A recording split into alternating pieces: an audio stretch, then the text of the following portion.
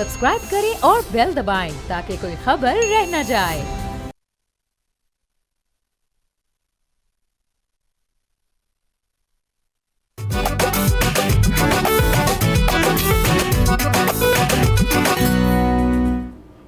अस्सलाम वालेकुम। बोलो जनाब, मैं बहुत बहुत खुश आमदीद। मैं हूँ असद निज़ामी, मेरे साथ हैं अली आफ्ताब। सर कैसे? सर ज़बरदस्त, थैंक यू सो मच। आप बताएं।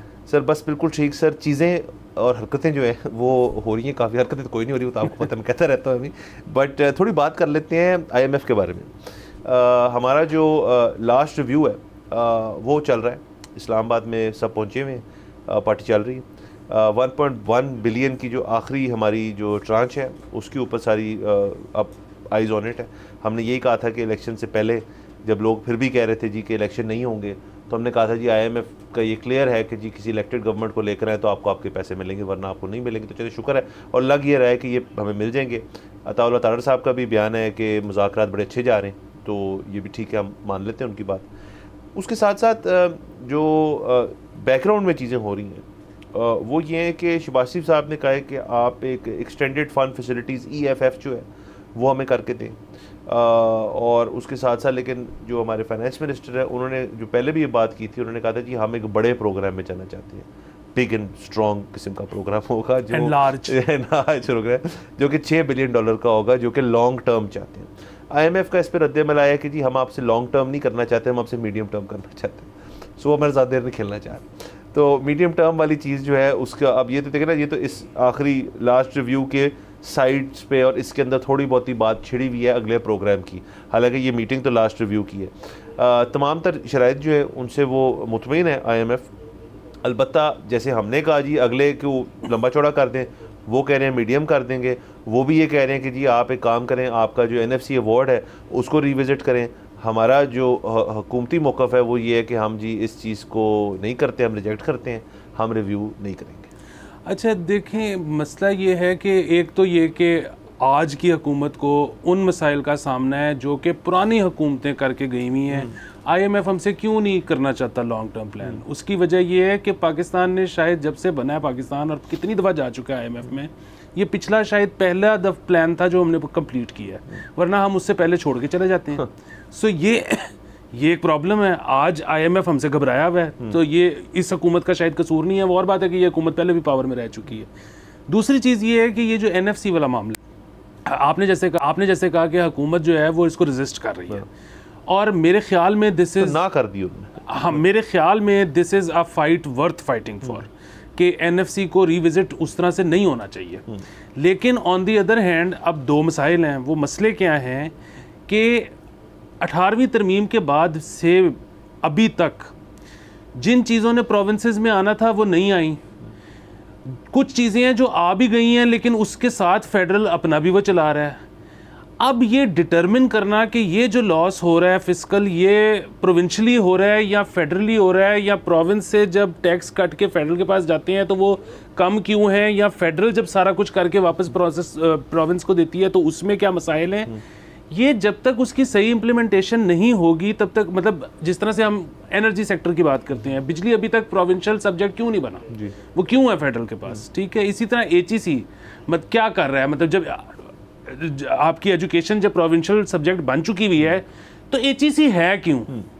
तो ये सारी चीज़ें सॉर्ट करने की ज़रूरत है। ये एक दफ़ा ये सॉर्ट कर दे तो फिर शायद NFC के ऊपर IMF उस तरह से प्रेशर ना डाले। हाँ, और सर दूसरा देखें, अगर उन्होंने बात कर दी तो मेरे ख्याल में ये भी बड़ी मेरे लिए एक हैरानकुन बात थी कि हमने ऑफ द कफ ही कह दिया कि यार ये नहीं बात हम मानेंगे। इस वक्त पोजीशन है हमारी ये बात करने के लिए। मेरे तो ख्याल में कोई भी उनकी जो शराइत हैं उनको ना मानना जो है वो इस टाइम गलत है। तो मेरे ख्याल में इसके अंदर थोड़ा सा गवर्नमेंट ने अपने आप को यकीनन रूम दिया होगा कि यार ये ज़रा इस किस्म की बात है जिसके ऊपर अगर हम ना फ़ौरन कर देंगे ना तो IMF को भी होगा यार इनके लिए एक स्ट्रॉन्ग पॉइंट है। अलबत्ता बाद में इसके अंदर शायद थोड़ी सी लचक जो है आपको नज़र आ जाए, जिसका अमूमन ये मतलब नहीं है कि ये कोई गलत नेगेटिविटी की तरफ बात जाएगी। NFC को रिविजिट मेरे ख्याल में शायद अगर कर भी लिया जाए तो इसमें कोई हर्ज नहीं है। और वो कौन सा कह रहे हैं चेंज करने सारी चीज़ को, वो कह रहे हैं इसको रिविजिट कर ले, रिविजिट के बाद जो है हम कहेंगे कर लिया विजिट, अब हम दसो की करना है। तो सारी चीज़ मेरे ख्याल में वहाँ से इतनी डिक्टेशन जो है वो इस चीज़ पे शायद ना आए।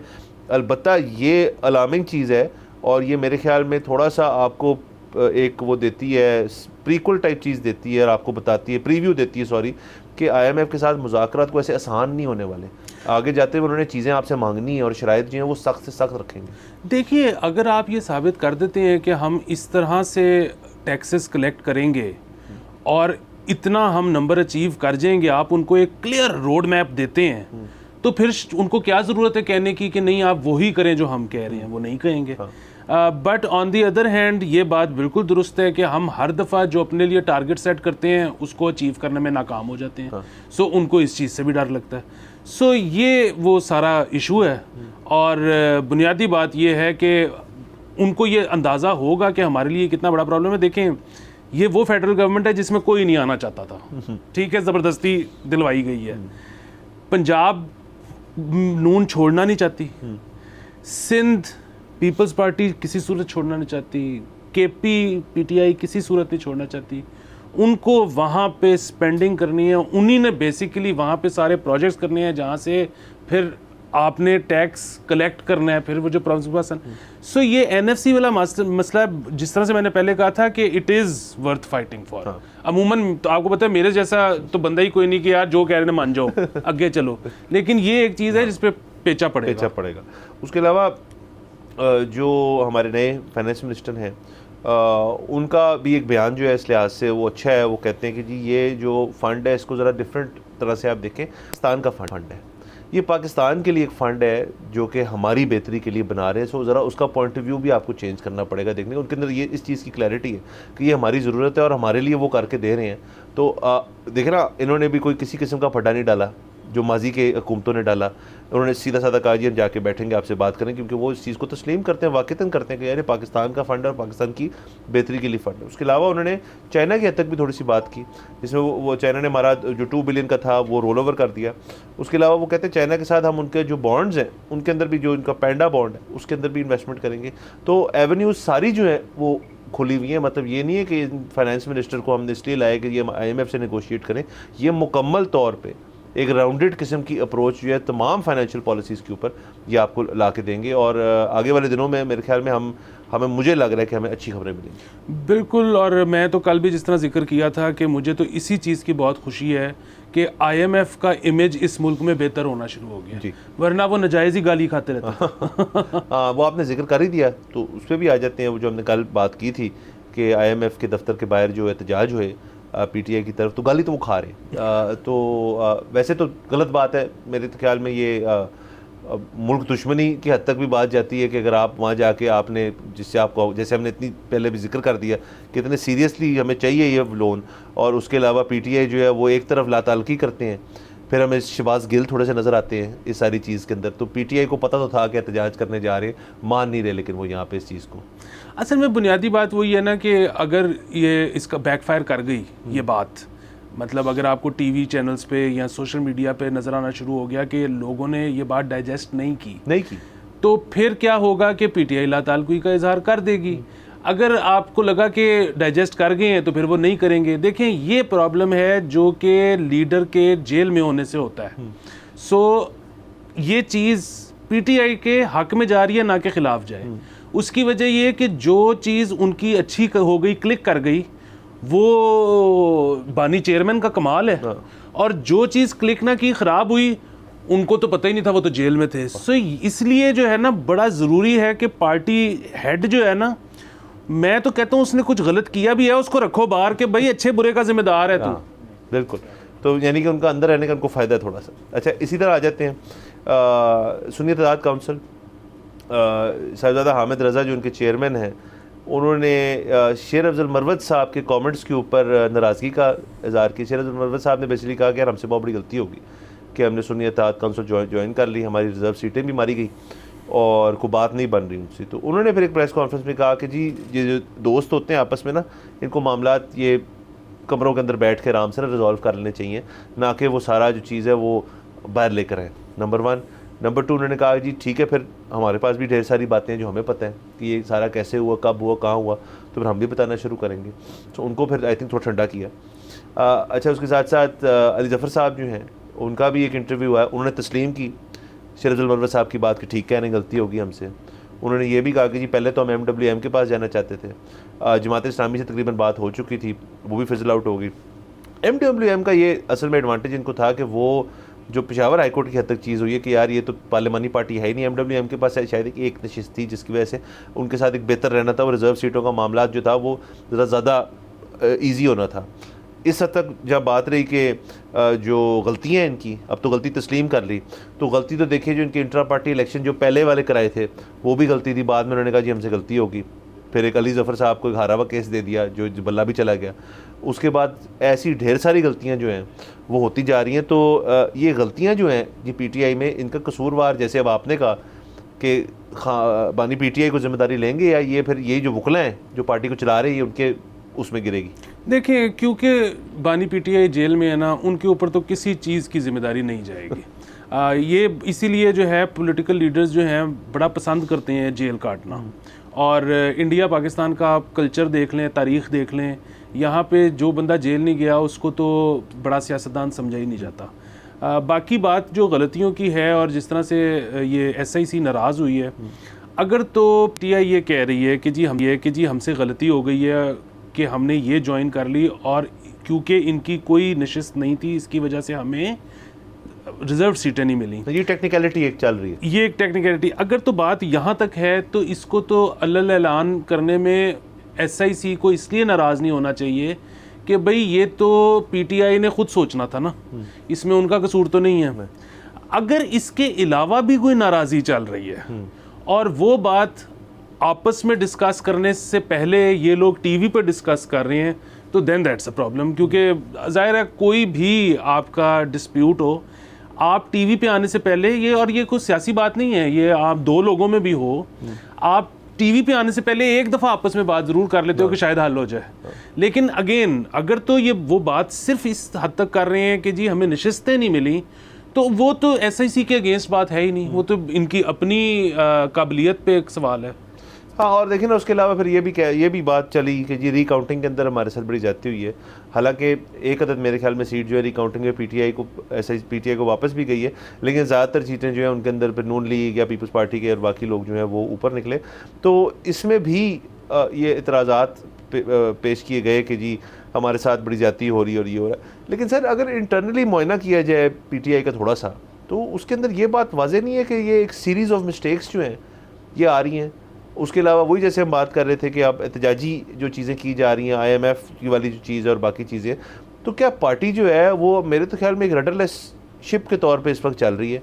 ये भी बात हमें पता चली कि बानी PTI के पास जो भी शख्स जाते हैं, जो आखिरी मिल के आता है उसकी वाली बात पे वो हाँ कर देते हैं। ये भी किसी ने पढ़ा था, पता नहीं इसमें कितनी हकीकत है, बट अगर तो ऐसे है तो फिर तो निकाल लें जेल का रजिस्टर है कि जी वो आखिरी शख्स कौन उनको मिलने गया था जिसके बाद उन्होंने फैसला किया, तो फिर उसके ऊपर इल्ज़ाम डाला जाए, वो बाकी तमाम तर जो पहले गए थे उनको पर रहने दिया जाए। सर आपको याद होगा इसी सोफे पे बैठ के हमने बात की थी इलेक्शंस के फ़ौरन बाद के PTI को चाहिए कि हल्की आंच पे एहतजाज जारी रखे, और एहतजाज मतलब जब तक 2 साल 3 साल 5 साल जब तक इनको वो मौका नहीं मिलता जहाँ पे ये रिप्लेस कर सकें, ये इसको जारी रखें, बहुत तेज़ ना जाएं। और उसकी वजह ये है कि अब जिस तरह से आपने रिकाउंटिंग वाली बात की है, ठीक है, अब रिकाउंटिंग में सीट्स हारना शुरू हो गई हैं। सो ये बात कि इनके साथ ज़्यादती हो रही है, ये सही भी हो सकती है और गलत भी हो सकती है, ठीक है, हो सकता है बिल्कुल रिकाउंटिंग हुई हो और इनकी सीट चली गई हो। दूसरा बात ये है कि जिन्होंने रिकाउंट की है वो क्या नमीबिया से आए थे, वो क्या सेंट्रल एशिया से, और जिन्होंने इलेक्शन कराया उन्होंने ही रिकाउंट किया है, ठीक है। तो मसला ये है कि ज़्यादती बिल्कुल हो भी सकती है। सो बुनियादी बात ये है कि हल्की आंच पे चला के रखना है देर तक, जब तक मौका नहीं आता स्ट्राइक करने का। अभी अगर स्ट्राइकें करने गए ना तो फिर वो अपनी विकेट उड़ सकती है। तो यही वही हो रहा है और वो समझ नहीं रहे, असल में अपने ही ईगो में और अपनी जल्दबाजी में फंस गए हैं। और अब ये आने वाला वक्त बताएगा कि PTI का फ्यूचर कैसा जाता है। लेकिन थोड़ा मेरे ख्याल में अगर वो ठहराव लाएँ अपने अंदर और अपनी जो सीटें हैं उनको सिक्योर करके ऑपोजिशन करें तो वो भी बुरी अप्रोच नहीं है। और हल्की आंच जैसे आपने कहा उस पर एहतजाज करते हैं, बिल्कुल ठीक है। सर आगे बढ़ते हैं। एक बहुत मुस्बत खबर, एक अलीज़े ख़ान साहिबा हैं जो कि रोहिल फाउंडेशन चलाती हैं, उनको प्रिंस विलियम की जानिब डायना लेगेसी अवार्ड जो है वो दिया गया। ये पहली पाकिस्तानी खातून है, ये पहली पाकिस्तानी शख्स हैं जिनको ये अवार्ड मिला है। बड़े एजाज़ की बात है। और ये अवार्ड बेसिकली प्रिंसेस डायना ने बनाया था 25 साल से चल रहा है, जिसके अंदर ये सोशल एक्शन जो ह्यूमैनिटेरियन एफर्ट्स के लिए होता है कि जो 20 यंग लीडर्स को दिया जाता है, मतलब यूथ का अवार्ड है ये, और उसके अंदर हमारी एक खातून उसके अंदर है, बड़ी अच्छी बात है। इनकी जो रूरल फाउंडेशन है ये लोगों की शादियां भी करवाते हैं, ये ऑर्फनेजेस के ऊपर भी इनका काम है, ये रीइंट्रोड्यूस करते हैं कुछ लोगों को सोसाइटी के अंदर वापस जो ज़रा उनके साथ गलत चीज़ें हुई होती हैं माजी के अंदर। उसके अलावा कोविड के अंदर राशनिंग और बाकी चीज़ों के अंदर इनका बहुत एफर्ट थी इस फाउंडेशन के अंदर। तो लीज़े ख़ान जो हैं उनको बहुत बहुत मुबारक हो, उन्होंने मुल्क का नाम रोशन किया, और ऐसी चीज़ें जो है इनको भी हाईलाइट करना चाहिए, ना कि हम सिर्फ सियासत लगे रहें। इसमें कोई शक नहीं, बहुत मुबारक हो ख़ातून को भी, पाकिस्तान को भी। इस तरह के अल्लाह करे और इनिशिएटिव्स हों। बाकी मैं एक और चीज़ ये भी सोच रहा था कि ये भी मतलब वेस्ट में ही हो सकता है कि विलियम साहब ने दिया ना ये, तो यहाँ पे आप इमेजिन कर सकते हैं कि कोई बंदा अपनी एक्स बीवी के नाम पे अवार्ड दे रहा हो ठीक है, उसकी करंट बीवी भी नहीं जीने देगी, लोग भी नहीं जीने देंगे। तो ये उनके बेटे ने दिया है। अच्छा उनके बेटे, सॉरी माय बैड कोई चार्ल्स भी दे सकता है, कोई मसले वाली बात वहाँ पे दे सकता है। तो बट चले ये अच्छा है, ये हमने डिस्कस करनी थी मुस्बत चीज़ें। बाकी सर हमने शो जो है उस हफ्ते कर रहे हैं, हम रोज़े चल रहे हैं, और रोज़ों के दौरान हमने उस तरह से जो रमज़ान के महीने के अंदर जो ज़रा तमाम तर चीज़ें होती हैं उसके ऊपर बात नहीं की। तो एक चीज़ जो हम जिक्र कर रहे थे कि इस दफ़ा जो रेस्टोरेंट्स हैं, एक तो लाहौर हाईकोर्ट की तरफ से उनको इजाज़त मिल गई कि आप सहरी से लेके अफ्तारी से लेके सहरी तक आप रेस्टोरेंट जो हैं वो खुले रख सकते हैं। ये भी अच्छी बात है, मतलब अफ्तारी के बाद डिनर टाइम भी उसमें इंक्लूड हो गया, फिर आपका लेट नाइट भी आ गया, फिर सहरी टाइम भी आ गया, बहुत अच्छी बात है। लेकिन हमने ये देखा है कि इस दफ़ा जो कॉस्ट है ऑफ ईटिंग आउट रोज़ों में अफ्तारी या सहरी के लिए, वो बहुत ज़्यादा है, और ज़ाहिर है जो जिस किस्म की महंगाई का एक आलम है उसके अंदर तो ये होना ही था। बट यानी कि कोई इस किस्म का रिलीफ रेस्टोरेंट्स की हद तक भी नहीं है कि आपने अगर कहीं फैंसी किस्म की अफ्तारी है सहरी तो ख़र्चा करना पड़ेगा। बिल्कुल, मैं तो रेट लिस्ट देखी और मैं तो अभी तक बाहर गया ही नहीं खाने। सेम बिल्कुल अच्छा, दूसरा ये है कि ये जो है हाई कोर्ट की तरफ से अच्छी बात है कि ये ऑर्डर आ गया, क्योंकि दिन में तो ज़्यादातर रेस्टोरेंट्स खुलते नहीं हैं। अगेन ज़्यादातर लोगों का रोज़ा होता है, तो उनको कॉस्ट ऑफ डूइंग बिज़नेस जो है वो बहुत ज़्यादा है कि आप खोल के रखो, बहुत कितने लोग आएंगे। अच्छा, रात में ये है कि अब दो ऑप्शंस हैं कि एक अफ्तारी के लिए खोला जाए, फिर बंद कर दिया जाए, फिर सहरी के लिए खोला जाए। अच्छा, टाइम तकरीबन 8 घंटे से ज़्यादा का तो मेरे ख्याल में है नहीं है, या 10 घंटे का होगा सिंस अफ्तारी, फ्रॉम अफ्तारी टू सहरी। तो उसमें ये भी बेहतर है कि आप खोल के रखो, बजाय कि एम्प्लॉई को कहो कि अब तुम वापस चले जाओ और अब तुम फिर आ जाओ। वो और बात है कि इन द मिडल भी ना कोई ज़्यादा बिजनेस होता नहीं होगा, क्योंकि आपको कोई आपके घर आ जाए, आप किसी के घर चले जाओ रात को रोज़ों में, कुछ भी खाने के लिए रखो तो आगे से वो ये कहते हैं कि नहीं नहीं यार वो हमने नहीं खाना, या बिल्कुल थोड़ा सा चखेंगे क्योंकि फिर सहरी नहीं ठीक खाई जानी ठीक है। तो लोग अफ्तारी और सहरी के दरमियान में या तो बिल्कुल कुछ नहीं खाते या बहुत लाइट खाते हैं। तो रेस्टोरेंट्स मेरे ख्याल में उसमें कुछ ज़्यादा बिजनेस तो नहीं कर रहे होंगे।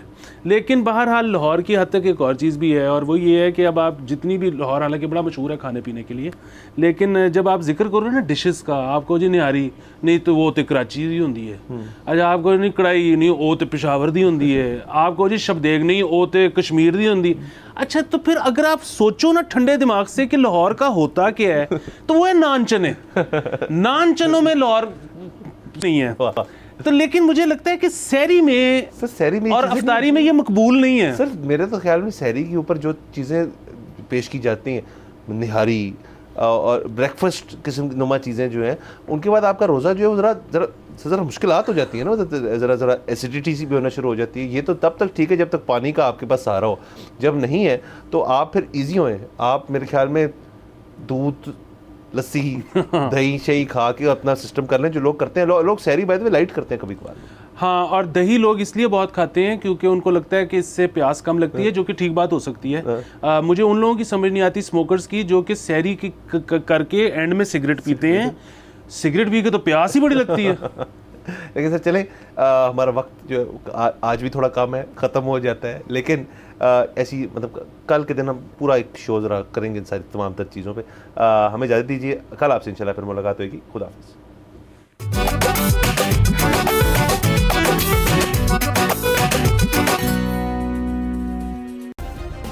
सब्सक्राइब करें और बेल दबाएं ताकि कोई खबर रह न जाए।